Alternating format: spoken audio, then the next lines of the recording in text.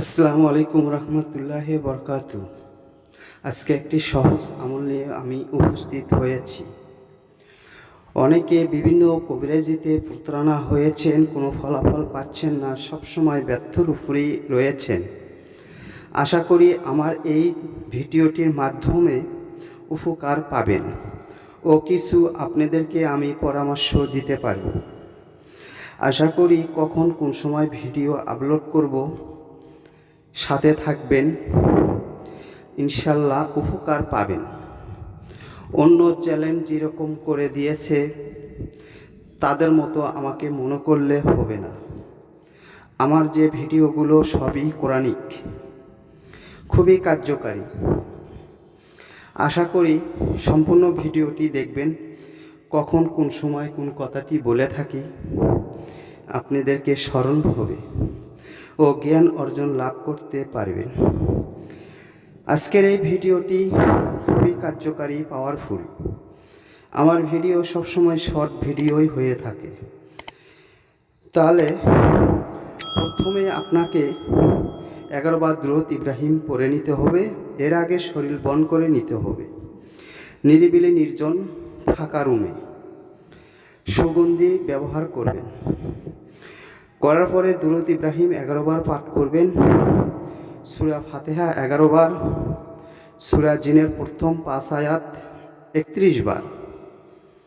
চক্ষু বন্ধ করে যে নিয়তে কাজটি করবেন ঠিক সেই নিয়তটি স্মরণ রাখবেন। আজে বাজে স্মরণ রাখলে হবে না। তার জন্য আপনারা ভিডিওতে কোনো ফলাফল পাচ্ছেন না। যে কোনো একটি নিয়ত রাখবেন। আর যারা মিথ্যাবাদী, মুনাফিকি, কথা কাজে মিল নাই, তারা এই ভিডিওটি আমলটি করার চেষ্টা করবেন না। আপনি যত বড়ই ইমানদার হন, মিথ্যা কথাই বলেন, আমি অনেক দেখেছি, তারা কখনো পাবেন না। খাস নিয়তে যারা আল্লাহর ভক্ত শুধু তারাই করতে পারবে।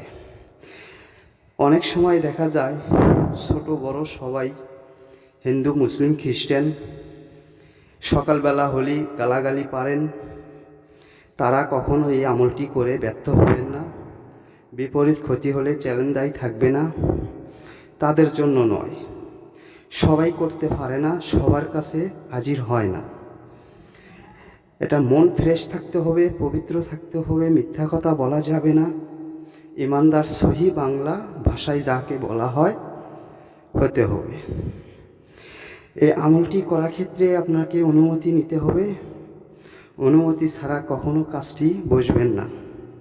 বারবার আপনাদেরকে নিষেধ করে দিলাম, তার কারণ এটা কার্যকারী, খুবই পাওয়ারফুল এই আমলটি। অনেকে কমেন্ট করে জানিয়েছিলেন বলে আমি ভিডিওটি আপলোড করলাম মনের খাস দিল থেকে। আশা করি সবাই ভালো থাকবেন, সুস্থ থাকবেন। হ্যাঁ, আমলটি করবেন ঠিক রাত 12টার পরে, নিরিবিলি নির্জনে। তাহলে আজ এই পর্যন্তই। খোদা হাফেজ।